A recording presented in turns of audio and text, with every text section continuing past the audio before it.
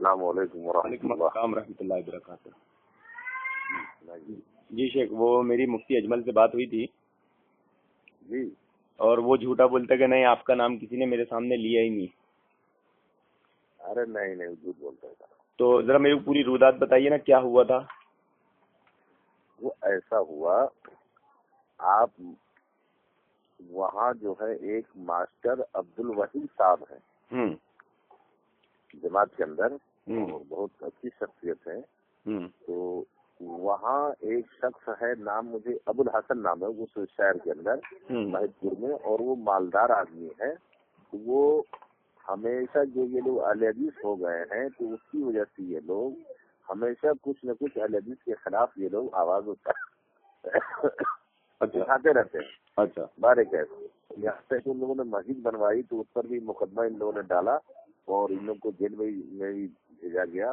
لیکن یہ لوگ جیسے بھی ہے بیچارے جو بھی ہیں صحیح ہے. خیر، تو وہ ابو الحسن نے ہی جو ہے اسے مفتی کو بلایا تھا کہ ہم لوگ مل کر کے اور بیٹھ کر کے صحیح کیا ہے، حق کیا ہے، اس کی تلاش کریں. تو بارے انہوں نے بلا کر کے اور ماسٹر صاحب کے پاس جو ہے ان کو لے جا کر کے پہنچائے. تو ماسٹر صاحب سے بات چیت ہو رہی تھی. جماعت میں کسی کو معلوم نہیں تھا، نہ ہم لوگ کو معلوم تھا. مجھے وہاں سے نکل جانا تھا اجین کے لیے. تو اتفاق ایسا ہوا، ایک صاحب بولے کہ مولانا آج رک جائیے، تو میں رک گیا. تو ماسٹر صاحب بولے تھے کہ بھائی چائے پر ان کو بلا کے لائیے. تو ہم لوگ چائے کی وجہ سے ہم لوگ 3-4 آدمی مل کر کے وہاں پہنچے. تو وہاں دیکھا کہ ماحول گرم تھا.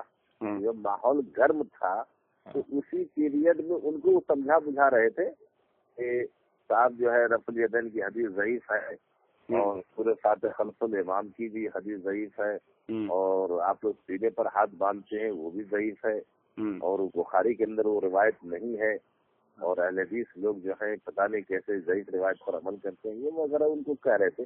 وہ بیچارے کہہ رہے تھے نہیں بخاری کے اندر ہے حدیث. تو پھر وہاں پر میں نے کہا بھائی بخاری میں یہ حدیث نہیں ہے. البتہ امام بخاری نے جو باب باندھا ہے وہ زیرا کے اوپر ہاتھ رکھنے کا، اور زیرا جو ہے وہ جب ہاتھ پکڑیں گے تو وہ جو ہے آپ کو سینے پر آئے گا.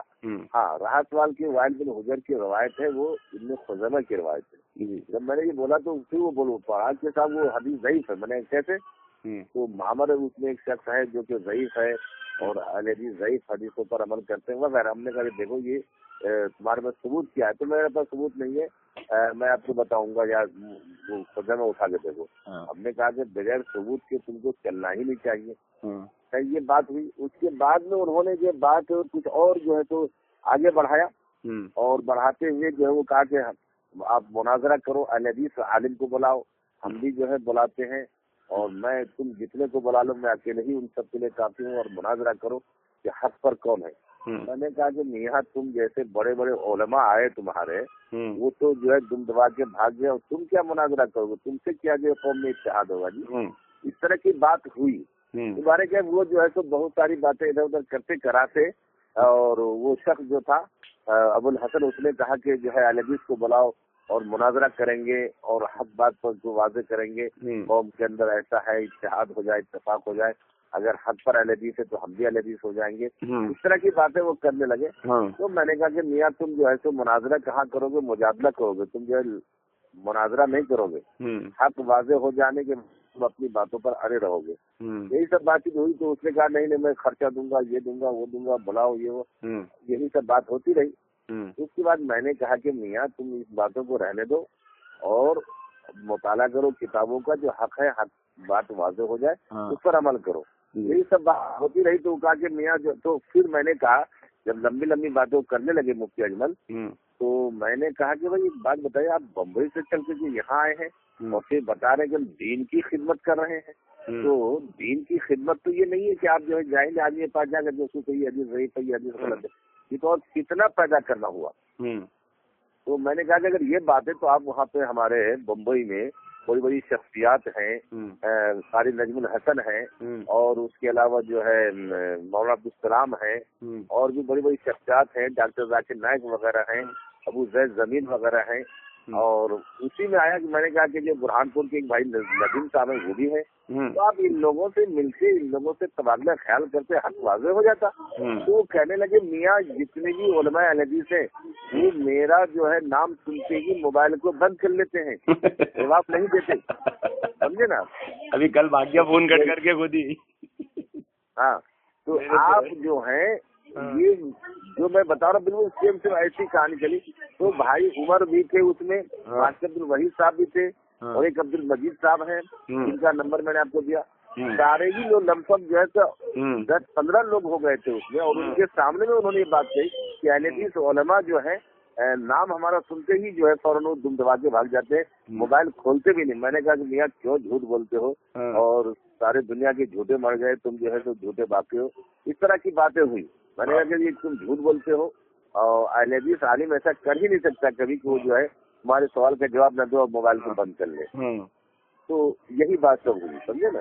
تو میرا نام سن کے کیا بولا تھا وہ بولا کہ میاں ندیم میاں کیا ہے، ندیم میاں کیا ہے، عبدالسلام میاں کیا ہے. سارے لوگ جو ہے بند کر لیتے ہیں میرے نام سنتے اور بولتے کہ نہیں تمہارا کسی نے ذکر ہی نہیں کیا، اتنا بڑا جھوٹا ہے. تو وہی میں نے کہا نا اس میں، میں نے کیا تم باتیں کرتے ہیں عبدالسلام جیسے شخصیت اور لوگ جو ہے تم سامنے کیا بیٹھے ہو یار، اور تم ایسے لوگوں کے بارے میں تم ایسی ایسی باتیں کرتے ہو یار، تم سے بڑا جھوٹا کوئی آدمی نہیں ہے. یہی سب باتیں میری ان سے. میں کل اس کا یوٹیوب پہ ڈال دیا، اس کا لنک میں جی اس کی ریکارڈنگ یوٹیوب پہ ڈال دی ہمارے مفتی اجمل کی. ڈال دے؟ ہاں ڈل بھی گئی، بہت ہٹ ہو گئی، وہ اجین میں بہت بوال مچا ہوا ہے. اچھا کیا آپ نے ڈالا، ماشاء اللہ. تو اس میں بولتا ہے جھوٹا کہ نہیں کسی نے تمہارا نام ہی نہیں لیا. اور جب میں نے آپ کی ردا سنا نا کہ فجر کی نماز ہم ساتھ میں پڑھے، وہیں سے مہید پور کے لیے نکلے، تو فون کٹ کر دیا انہوں نے آخر میں. اچھا جب دیکھا انہوں نے کہ اب یہ پوری بال کی کھال نکال لے گا، تو فون کٹ کر کے بھاگ گیا. بولے لکھا کے لاؤ تمہارے علماء سے، میں بات کروں گا تب. ایک طرف بولتے کہ فون نہیں اٹھاتے، اور ایک طرف جب بات کرو تو بولتے کہ لکھا کے لاؤ. اتنا بڑا مکار ہے. ارے سنیے، ان سے یہ بولے کہ بھائی ایک آدمی اگر ہو گواہی سے بات ہے، یہاں تو جو ہے ایک کے بجائے 14-15 آدمی گواہ ہے تمہاری باتوں کے. چلیے جزاک اللہ، میں ڈالتا ہوں ابھی اس کو بھی کلپ بنا کے یوٹیوب پہ. ہاں نہیں، ایک بات یہ ہے ندیم بھائی کہ چلیے اگر میں اکیلا ہوتا تو چلو میں جھوٹا ثابت ہوتا، چلو منفرد آدمی کی کوئی آدمی. ارے مگر مفتی اجمل کے ساتھ جتنے لوگ تھے وہ سب عقل کان آنکھ بند کر کے والے لوگ ہیں نا، وہ سنائی تھوڑی دیتے ان کو حق. وہ تو حق دیکھ کے بھی نہ حق بولیں گے. ہاں تو ہے. وہ تو رائٹ سائڈ میں 5 لوگ بیٹھے رہتے اندھی آمین کرنے کے لیے، لیفٹ سائڈ میں 5 لوگ اندھی الحمدللہ کہنے کے لیے بیٹھے رہتے. اگر ان کا مفتی بولے گا کیفا حال، بولے گا الحمدللہ، تو بولے سبحان اللہ الحمدللہ. ابے وہ خیر خیریت پوچھا تو کوئی حدیث بیان نہیں کرتا. جی بالکل یہی بات ان کا حال ایسا رہتا ہے. جی اب راز صاحب میں تو نہیں پہچان کرتا ہوں، تو بعد میں بات واضح ہوئی اور کہ بھائی تو ہے مفتی ہے اور یہ ہے اور وہ ہے، مجھے معلوم نہیں تھا. ہاں ابھی میں ان سے صدیق بھائی سے بھی بات کیا. جی صدیق بھائی ان کو لے کے گھوم رہے تھے نا، ان سے بھی میری آج 2 بار بات ہوئی، 1 گھنٹہ ہوئی ایک بار بات. تو میں نے بولا بھائی ابو الحسن جی، آپ پتہ نہیں کیا نام ہے، صدیق بھائی سے نام پہچان رہا ہوں میں. تو میں نے ان کو بولا بھائی سب چھوڑے، آپ سب سے پہلے بتائیں کہ آپ کا دین کہاں سے شروع ہوتا ہے؟ اللہ کے نبی سے شروع ہوتا ہے، صحابہ سے شروع ہوتا ہے کہ امام سے؟ تو اللہ کے نبی سے. تو میں نے پھر نماز دکھا دو، مرفوع حدیث دکھا دو، ناف کے نیچے ہاتھ باندھنے کی، اللہ کے نبی سے. تو بھاگ رہا ہے، اتنا ایڑا بن رہا ہے جو سب سمجھ رہا ہے اس کو. اب ان کا مذہب ہی ایسا ہے کہ ان کے پاس مرفوع حدیث نہیں ہے ناف کے نیچے ہاتھ باندھنے کی، اور اپنے مذہب کو چھپانے کے لیے مغالطہ دیتے رہتے بخاری کی صحیح ضعیف حدیث، صحیح ضعیف حدیث ہے. جی بس یہی کام کرتے ہیں، یہی کام کرتے ہیں. بہت جم کے پوسٹ مارٹم ہوا ابھی ان کا سب کا. ابھی سب کے ڈل گیا، صدیق بھائی کے بھی ڈل گیا ایک پارٹ، دوسرا پارٹ ڈلنے والا ہے ابھی. میں نے وہ ابو الحسن نام کا جو وہاں کا آدمی ہے، ابو الحسن، ہاں وہ جو ہے مالدار پارٹی، کروڑ پتی ارب پتی پارٹی ہے وہ. ہاں اور اس سے قبل وہ مولانا طاہر گیاوی کو لا کر کے بھی یہی مسئلہ سب اہل حدیثوں کے خلاف زہر اگلوایا تھا. یہ ابو الحسن یہ برابر جو ہے کچھ نہ کچھ عالم کو بلاتے رہتے ہیں جو اس طرح کے مزاج کے لوگ ہیں، 3 ٹائپ کے. تو ان کو یہ کرایہ بھاڑا دے کر کے توسے دہائش دے کر کے اور بولتے ہیں کہ آپ اہل حدیث کے خلاف جو اللہ تعالیٰ سب کی روزی کا انتظام رکھتا نا. یہ لوگ ہے بھی اسی ٹائپ کے نا, ان کو ایسے ہی لوگ بلا. ہاں, تو ان کو بلا کر کے اور وہ اہل حدیث کے خلاف جو کچھ باتیں کرتے ہیں رہتے ہیں تاکہ اہل حدیث لوگوں کو لوگ جیسے متنفر ہوں, لوگ جو بڑھ رہے ہیں تو لوگ اس کی طرف سے جو یہ سب اصل میں اقتدار کی لڑائی ہے. یہ مسجد مدرسوں میں قبضے کر کے بیٹھے ہیں, ان کو سمجھ میں آ گیا کہ پبلک کو حق پتہ چلے گا تو پبلک ہمارا گریبان پکڑے گی, بولے تم اتنے دن سے کیا جھک مار رہے تھے, ہماری گدیاں چھن جائے گی. تو وہ اپنا اقتدار بچانے کے لیے سب سارے کھیل کھیلتے ہیں. ہاں بالکل بالکل. اب نوجوان نسل اور یہ سب جب سے علم عام ہوا ہے نیٹ کی دنیا سے سب کو پتہ چلتے آ رہا ہے, سب بدزن ہوتے آ رہے ہیں ان سے. تو بس وہ اپنی نیا کو بچا رہے ہیں بس وہ. جی جی جی جی جزاک اللہ خیر, احسن الجزا, اللہ جزائے خیر دے. آپ کو میں کل پھر بات کرتا ہوں. اور یوٹیوب پہ دیکھیے آپ کا بھی یہ ریکارڈنگ چل رہا ہے, اور وہ بھی دیکھیے مفتی اجمل کا اور صدیق صاحب کا, سب کے ڈل گئے یوٹیوب پہ. ارے ان سے یہ بولیے کہ بھائی چلو اگر مولانا اکیلے ہوتے تو بات, ارے میرے ساتھ 2 مولانا اور تھے بھائی. ہاں, ارے ان کے مولانا تو توے پہ بھی بٹھا دیں گے تو سچ نہیں بولیں گے, جھوٹی بولیں گے. میرے ساتھ میں مولانا ضیاءالدین اہل حدیث تھے. ہاں, نہیں تو اپنے مولانا لوگ تو بہت سیدھے ہوتے ہیں نا بیچارے, ان کے تو کانٹیکٹ بھی نہیں مل پاتے, وہ تو بیچارے خود ڈرتے بولتے نہیں. لیکن ان کے ساتھ جو لوگ آتے نا وہ تو سچ دیکھنے کے بعد بھی جھوٹی بولیں گے.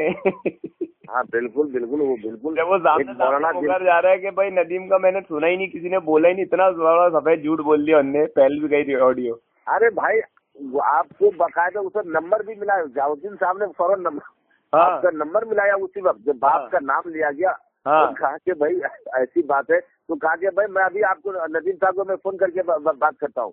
جب ندیم صاحب جو ہے آپ سے بقول آپ کے کہ ندیم صاحب جو تو میرا نام سنتے ہی اپنے موبائل سن لیتے ہیں, تاکہ میں ابھی ندیم صاحب کا نمبر لے کر کے میں فون کرتا ہوں. تو فوراً عمر صاحب سے آپ کا نمبر لیا گیا اور آپ کو فون کیا گیا. اتفاق ہوا کہ فون نہیں لے پایا.